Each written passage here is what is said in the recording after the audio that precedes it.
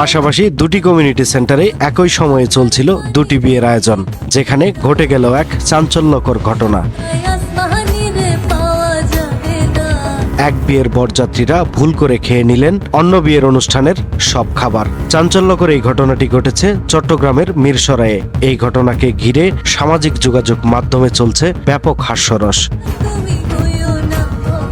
কেউ কেউ বলছেন বরযাত্রীদের খাবারের দাম দিয়ে দিতে হবে, আবার অনেকে বলছেন অন্তত বউ বদল হয়নি, এ নিয়েই সন্তুষ্ট তারা।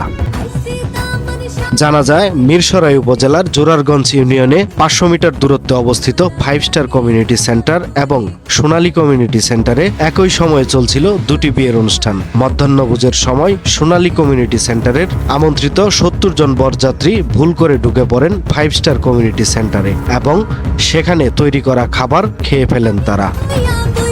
এ বিষয়ে 5 স্টার কমিউনিটি সেন্টারের বিয়ের আয়োজক সদস্য তাসিফ তানজিল এক গণমাধ্যমে জানান, তারা 70 জন খাবার খাওয়ার পরও তাদের খাবার বেঁচে গেছে। যার রিজিক যেখানে লেখা সেটাই ঘটে।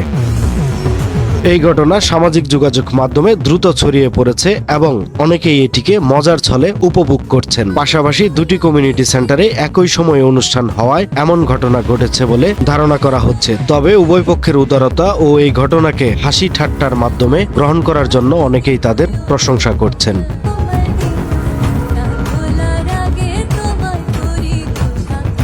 সময়ের কলম, নিউজ ডেস্ক।